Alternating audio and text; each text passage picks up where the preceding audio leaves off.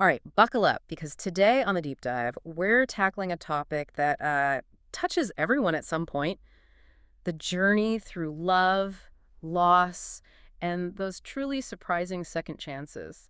It's messy, it's complex, but it's also, incredibly resilient. It really is. It's a universal human experience, isn't it? Totally. So for this deep dive, we've pulled together some really compelling sources. First up, we've got a collection of real-life stories from BuzzFeed, 12 exes who got back together and found true love. Some of these are just, wow, jaw-dropping narratives of rekindled romances. Hmm. Then we'll dive into insights from Dr. Cloud's article, How to Know You're Ready for Love Again After Heartbreak. This gives some really practical, kind of invaluable guideposts for emotional recovery. Yeah, Dr. Cloud's work is very grounded. And finally, a really candid piece from HuffPost Life, Surviving the Raw Emotions of a Fresh Breakup, that just validates those immediate gut punch feelings of heartbreak. That rawness is something we all recognize, unfortunately. Exactly. So our mission today really is to unpack this entire emotional landscape. Breakups, reunions, the whole thing. We want to extract those crucial nuggets of knowledge about what it truly takes to heal, to grow, and understand the very specific conditions under which love might actually get a second and hopefully better chance. And I think it's important to say, well, we're looking at these deeply personal stories and, psychological insights. What's really powerful here is how they offer universal lessons. They speak to our resilience, our capacity for self-awareness, and how relationships evolve, often in ways we don't expect. Mm-hmm. It's about more than just finding love again. It's really about fundamentally understanding yourself through that whole process. All right, let's really get into this then, that initial phase. The immediate aftermath of a breakup. HuffPost describes it as a raw wound, red and puffy, swollen and thumping. That's such a visceral image, right? It really is. It captures that physical feeling of pain that often comes with emotional distress. So, beyond that ache, what's actually happening to us emotionally in those first kind of chaotic moments? Is there like a typical sequence of feelings people go through? Yeah, absolutely. And Jackie Pilosoff in that HuffPost piece does a great job outlining these very specific raw emotions. Hmm. They're almost universal in that initial shockwave. The very first is often shock. Just that gut-wrenching feeling something vital is missing, like his heart, as she put it. It's disbelief, really. Right. Can't believe it's real. Exactly. Yeah. Then comes this profound sadness, tears becoming a daily thing, almost constant sometimes. Mm-hmm. And just saying the words, "we broke up," feels incredibly heavy, difficult. Mm-hmm. Following that, there's often this intense urgency or maybe even desperation, that panicky kind of irrational desire to beg them to come back, somehow turn back Oh, time. yeah. The fix it now feeling. Totally. And then usually a deep confusion sets in, a Mm-hmm. foggy sense of not knowing what went wrong or how to move forward, like you're waiting for clarity, but it just won't arrive. That sounds exhausting. It is. And that's not even all of it. After that fog, you often get hit with a surge of anger. Resentment can build up, especially when you start thinking about the next person maybe benefiting from all the lessons learned in your relationship, the one that failed. Ugh, that one stings. The idea that someone else gets the improved version. Right. It's like your brain's last-ditch effort. I'm not sad. I'm furious about the person who'll get the good stuff. It's very human. Maybe not always productive, but it's a stage. Totally human. But, amidst all this turbulence, something important starts to happen. A difficult but necessary honesty starts to emerge. The distance forces you to really look at what wasn't working. And finally, sometimes surprisingly, there's that tiny, precious glimpse of hope. A quiet promise for a future with lasting love, however faint it might seem at first. That point about the mind temporarily forgetting all the bad parts. The article says all the disappointments, arguments, and impasses that led to the breakup. That's powerful. But it makes me wonder, is there risk in letting yourself stay in that nostalgic phase for too long, or is it really necessary? The advice is to let yourself feel all of these feelings and find enjoyment daily. That's a great question. Feeling the emotions is crucial, definitely. But the risk comes from getting stuck, stuck in that loop of romanticized nostalgia where you only remember the good bits. Right, the highlight reel. Exactly. Mm. That's why the honesty part Pilosoff mentions is so important. It's about letting the feelings pass through you, acknowledging them, not dwelling or letting them dictate your present. The goal isn't to erase the past, but to integrate it without letting it hijack your future. Okay, that makes sense. Integrate, don't dwell. So we move from that raw, immediate pain to the active, often challenging process of healing, preparing for what comes next, whether that's new love or, like we'll get into, maybe rekindled love. Yes, and that's where Dr. Cloud's work comes in.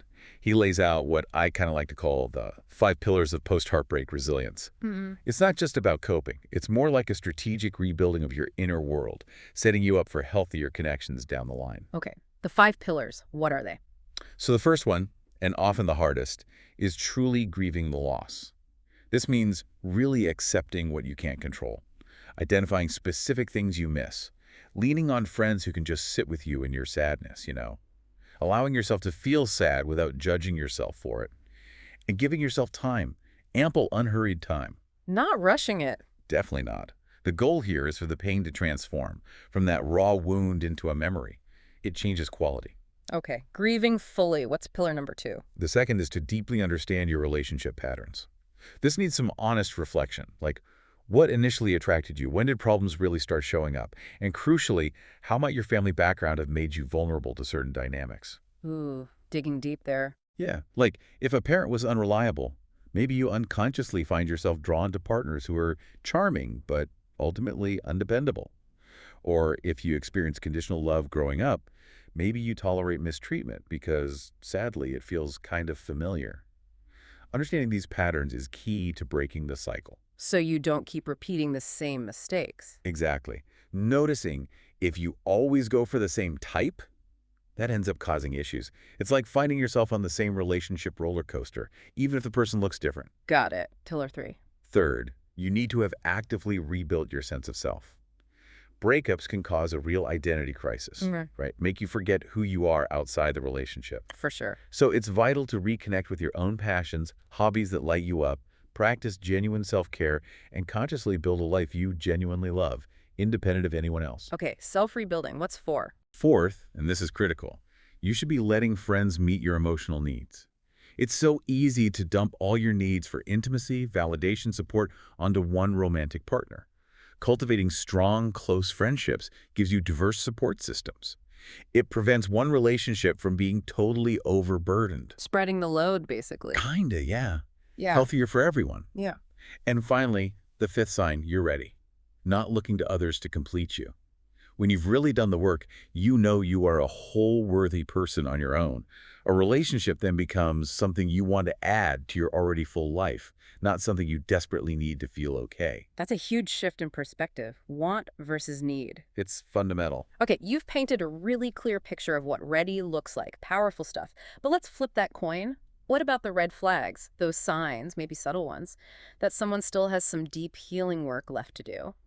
Dr. Cloud points out some warning signs. Which ones do you think trip people up the most? Maybe ones they don't even realize. That's a great follow-up because, yeah, we often think we're ready when we're really not. Dr. Cloud mentioned several, but the ones that catch people off guard. Think things like compulsive social media checking, constantly looking up an ex or maybe even their new partner. It suggests you're still kind of obsessed, not really released. The digital haunting. Exactly.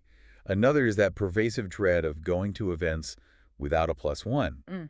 It points to a fear of inadequacy when you're single. Yeah, feeling like you need someone on your arm. Right. And yes, those intense pangs of anger popping up unexpectedly, or if every single conversation with friends just keep circling back to analyzing the past relationship, those are pretty clear indicators too. Still stuck in the story. Definitely. But maybe the most insidious one is when you jump into a new relationship and are very much active. Even when things are objectively going well. Triggered. Wow. That's a powerful framework for checking in with yourself. Which leads perfectly into this next bit. Dr. Cloud really encourages a powerful framework for checking in with yourself. He asks some tough questions. Which leads perfectly into this next bit. For you, the listener, to consider. Really encourages am I looking to a new relationship? He asks some tough questions. Like for you, the listener, to consider. It really makes you pause, am I looking to a new relationship and also, to fix or save what did I learn about what I need and want? Crucial. What a question. He also probes, it really makes you pause, who can I truly rely on for support beyond just what did I learn about what I need and want? What parts of myself have I been neglecting? Who can I truly rely on for boundaries beyond just a romantic partner? And engaging with parts of myself have I been neglecting? And maybe most importantly, what boundaries do I need to set moving forward? And when you engage with those questions honestly, engaging with really these sit with questions, them. it isn't that just self-help heartbreak, fluff. when It feels processed like real thoughtfully, can self-mastery. be. Exactly. And when you engage with those questions honestly, to a wiser, more resilient you. That heartbreak, it's not just when processed thoughtfully, can be real growth.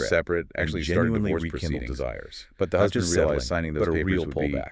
the biggest Case regret of two my saw a life. couple They separate, reconciled, actually now started married over divorce 20 years. proceedings. Stopped it right at But the brink. husband realized Right signing at the those edge. papers would be the biggest And regret case of my nine, life. They reconciled, now broke married up, over 20 dated years. other people, Stopped it but right at the brink. both knew Right we at wanted the to be edge. together. Yeah. A year of And case individual nine, growth, and as they broke put it, up, dated other absence that people, made our but hearts grow fonder, both knew we wanted led them to be back together. Yeah. A Now year married of 5 individual years. growth, Sometimes you and need to as they see put it, what else is out there to absence that made realize our what you hearts had. grow fonder. That seems to be led the them back lesson together. there. Yeah. And Now finally, married there's 5 this years. really Sometimes you need unique, to see nuanced what else story is out about there to no realize what you regrets had. from case That 5. seems to be the lesson there. This one's Yeah. fascinating. And finally, there's this A woman really initially unique, broke up with a nuanced college story roommate who about wanted no marriage regrets because she wasn't from ready. case 5. Then she went on to This have one's a 10-year fascinating.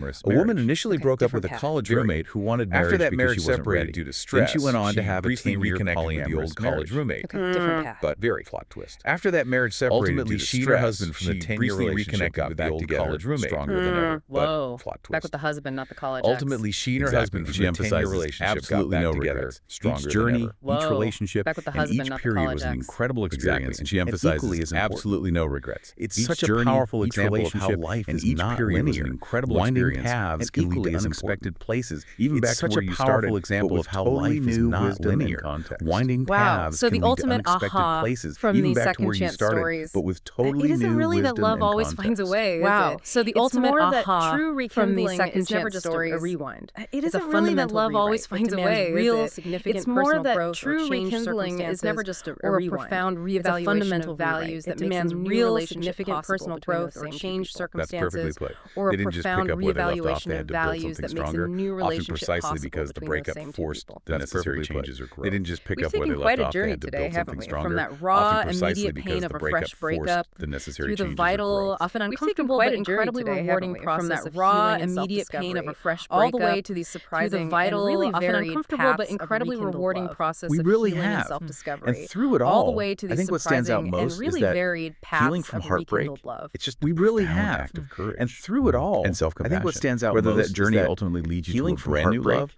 it's just or a as these profound compelling act of stories show, courage. maybe a And second chance with an self-compassion. old one. Whether that journey The ultimately deep leads you to self-growth a you brand new undergo love, makes you or profoundly as these more compelling capable stories of show, love, maybe a second connection, chance with an old resilience. one. In The all deep your self-growth you relationships, undergo not makes just you romantic ones. profoundly more That's such an capable important of point. love, The growth connection, benefits everything. resilience. So, in all as your relationships, you, actually, our not just listener, romantic reflect ones. on today's That's deep such an dive, important point. here's something The to growth chew on. benefits everything. Considering everything we've So, talked about, as what you, unresolved our business listener, from reflect any on today's deep significant dive, past here's something relationship, to not just chew on. romantic ones, Considering might everything be we've talked surprisingly about, holding what you back right unresolved now. business Or from any conversely, significant maybe past quietly relationship, guiding not just you towards romantic ones, future happiness might be and more surprisingly meaningful holding you connections. back right now. And maybe Or, think about this conversely, too. what Maybe area of quietly self-growth, guiding totally you towards independent future of finding a happiness and partner, more do you meaningful now connections. realize is essential And for maybe all think your about this relationships too. moving forward? What area